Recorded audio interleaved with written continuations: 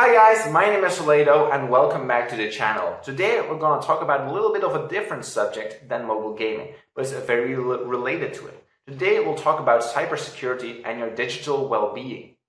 Now, oftentimes when I'm scrolling through Reddit and reading some new Reddit submissions, I see people getting their account hacked, and that just sucks, because it's so easily preventable. Like, you've been gaming for over a year, building up your account, grinding those trophies in Brawl Stars, chopping those trees in RuneScape, and then suddenly your account gets hacked. You lose all this progress.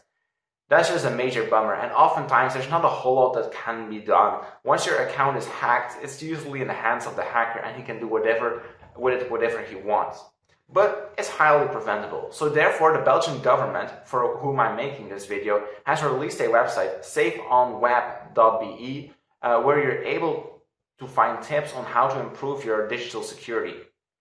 Now, not only have they done that, there's also a digital health index where you can take a quiz to see how well you're informed about cybersecurity and digital well-being. And then you can compare your scores to the average Belgian. So if that's something you'd like to do, you should definitely check it out.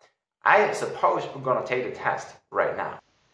Belgians score an average of 70% on the Digital Health Index. The Digital Health Index gives an indication of how securely or insecurely people behave online.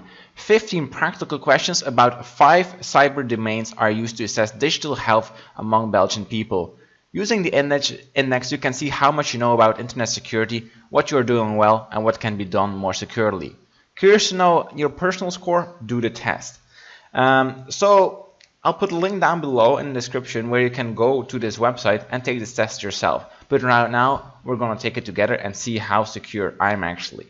So let's click Do the Test over here. So test your digital health. Take this quick test and determine whether your digital health needs a boost. You'll receive 15 questions concerning updates, backups, phishing, antivirus software, and passwords. Afterwards, you'll immediately be able to compare your results to the Digital Health Index.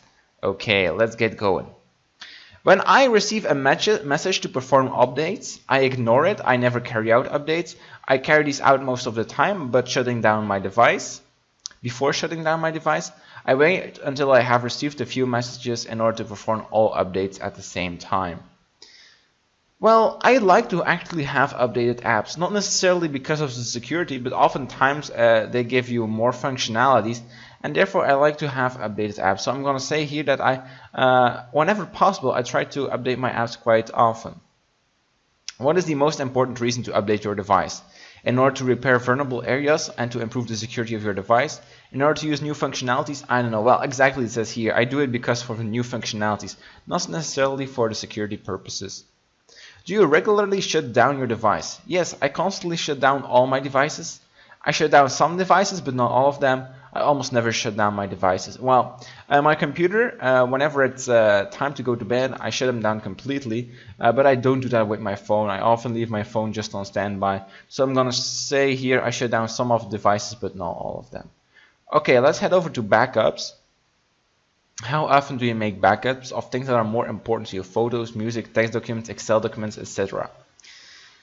Well, I'm not sure how to approach this because I am an avid user of Google Drive, and Google Drive automatically backs up your files into the cloud as well as your Google Photos, which also does that from your mobile phone. So I think I should say automatically here, but this is only like files and documents. It's not about programs or stuff like that, because those take up way too much space for my Google Drive. I have about 8 GB of backup data, so that's not that much, but I would say the important documents I do actually back up. Why is it important to back up your devices? With a backup, I can recover data following an attack, virus, etc. I don't know. Backups make my device work faster. Well, actually, I don't know. Both seem fine. My main reason is because when it's in the cloud, I can access it from every device, and that's just very efficient. I don't have to email myself attached files and stuff like that. It's just there. Which methods of storing a backup seems the safest option to you? Save it on my PC, save it on an external hard drive which I keep at home, save it on an external hard drive which I keep in another location, save it in the cloud. Well, save it on an external hard drive, which I keep in another location, will probably be more secure. But it's far less practical, so I'm gonna go with save it in the cloud. Let's move on to phishing. Which of the following URLs is suspicious? www.safeonweb.be, www.phishing.safeonweb.be, or www.safeonweb.be. Interesting.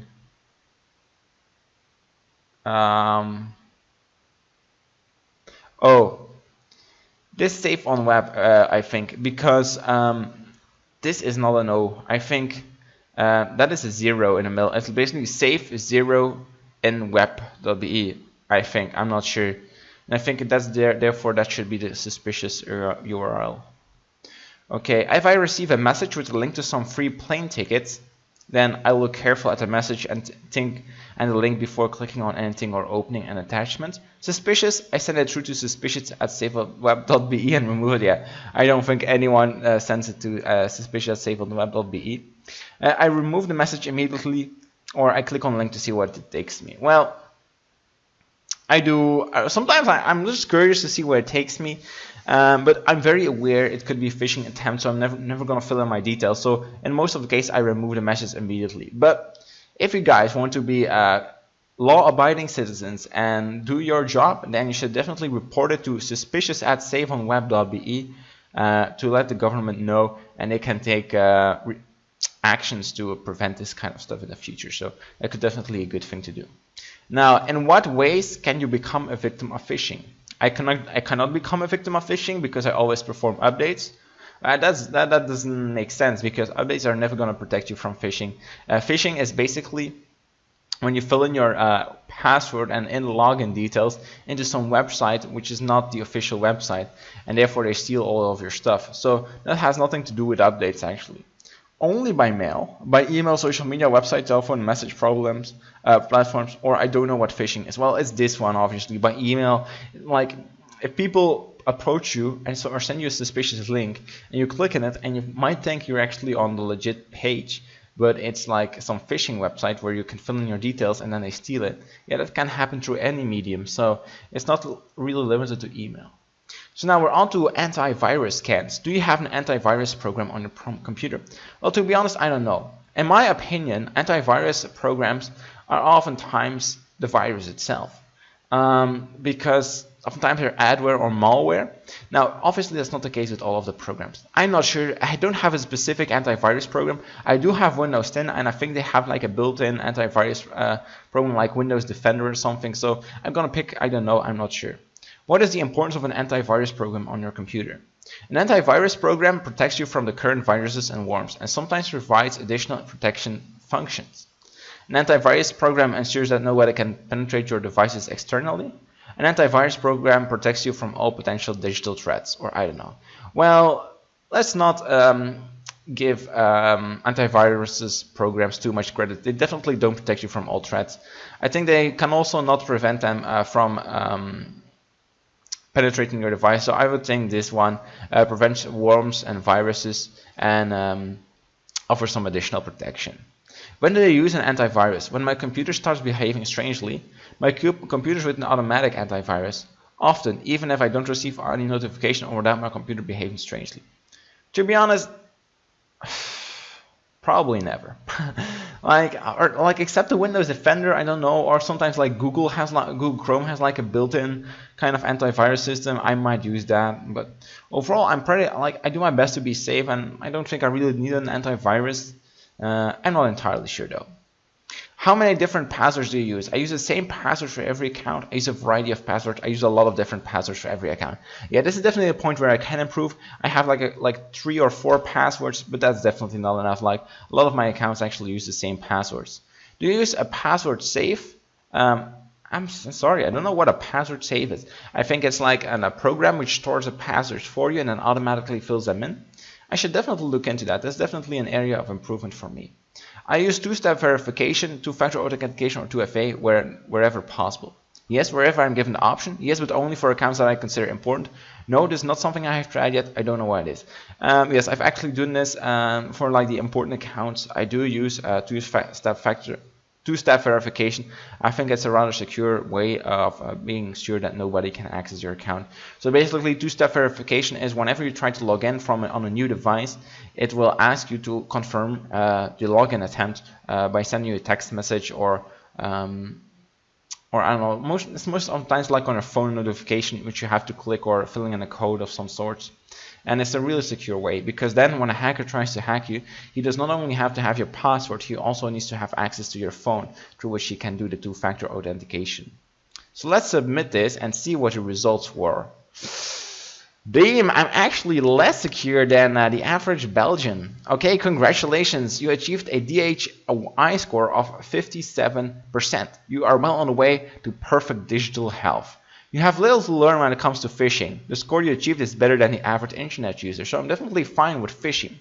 You also score better than most Belgians when it comes to backups. It's only in terms of safe use of virus scans that you could make some further improvement. Look below for a tip to help. Yeah, like I said, the thing is, I might have a virus scanner, I just never use it. So I do agree, virus scans is something I don't often do, so that's definitely an area of improvement I'm going to look into. So here you have like some kind of curve to see where we're at. We're definitely like on the lower end. So our tailor-made advice is configure your antivirus program to run automatic scans on your computer. Then you won't need to wait until your computer suddenly starts behaving strangely. That's interesting. So a more detailed look at what we did. Yeah, look at that. Virus scans and passwords are badly done. Like virus scans, I don't mind that much, but passwords, I know it's from myself. It's an area where I definitely need to improve. But as you can see, it's actually the worst area for all Belgians, as the average score is 43% for all Belgians. So I'm kind of on the middle here. So this is definitely something people have to be more aware of. So that's definitely a weak spot of mine. But then, yeah, updates, backup, phishing. We're doing decent. We're doing decent. So I hope this was informative to you guys. I definitely recommend you, I highly recommend you actually, to take this test yourself. It can be a little quite eye-opening to see how protected you are and compare your score to the average Belgian. So I'll put the link down below in the description. Definitely check it out. As you were able to see, I scored quite badly on the digital health index by safeonweb. I had a score of below the average Belgian citizen. And while it did surprise me a little, on the other hand, it's not that surprising because I've been involved in some cybersecurity risks myself. Oftentimes, when you log into a website and create a new account, I tend to use the same password. And this is a big vulnerability because if that website gets hacked and the password and the email address get sold in hacker communities, people will try out the email and password combinations on different sites and see if they can hack your account. And while I don't have proof, I think one time I was in such an incident. I had an account on Reddit through which I was a moderator, the first moderator actually, of a very popular subreddit for the mobile game Cats. Now that account got hacked and the user who hacked it removed all the administrators and basically did a coup on the sub. And in my opinion, that was done because he had access to my password and email address because I was involved in a couple of breaches. And then so he was able to take over the subreddit, and it was a whole hassle to reclaim the subreddit. I have to go to the Reddit administrators and explain the situation to them. It was all very preventable. So right now I'll show you a new site where you can actually see if your account has been involved in any recent hacks of websites. Now I highly recommend you taking this test or just checking it out for yourself. Because this is actually one of the most legitimate threats of you getting hacked. Because there's a website out there where you can just like pay $1 or $5 to check these hacked databases for passwords and email addresses. So it's really easy for hackers to access this information. So therefore you should be aware if you were involved of any of these hacks. So definitely take a look at what I have to show you and test it out yourself. So you go to haveibeenpwned.com, I'll put that link down below in the description, and here you can check if you were involved in any hacks. Now you gotta put in your email address, so I'll put in mine. And we'll take a look at if I have been pwned. Let's go. Oh no, pwned. Pwned on 7 breach site and found 6 pastes. So these are the ones: 000 web host, This was a free web house which I used to store some of my websites. Black Hat World is like an SEO forum, which apparently got hacked. Armor Games was a site where I played mobile games. Exploit.nl, I'm not sure what that is.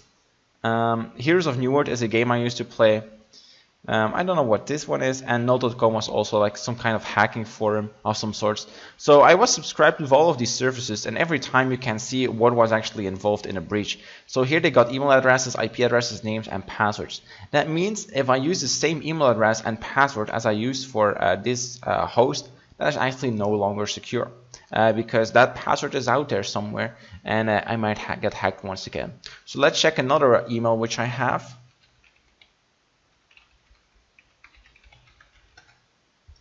Oh damn, this one has also been pwned on one breach site. It's Abondania. Abondania is basically a website where you can play older games for nostalgic purposes. So yeah, guys, be secure. How can you actually prevent it? Well, there's not a whole lot you can do to prevent this, since these sites are getting hacked and it's basically their fault. You should not blame yourself. What you should blame yourself for is always using the same password. That's one of the #1 ways to get hacked, is using the same password on every single site.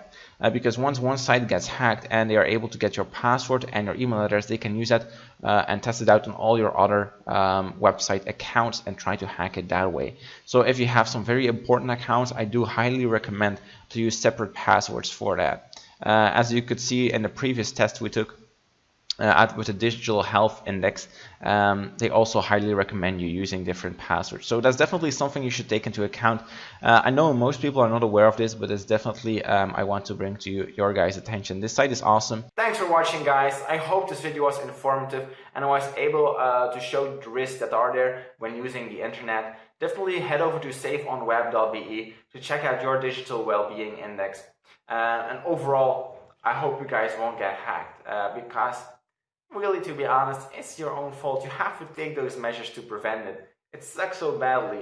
Prevent it now. Subscribe to the channel, like the video, and see you in the next one, which will probably be a gaming video. Bye, guys!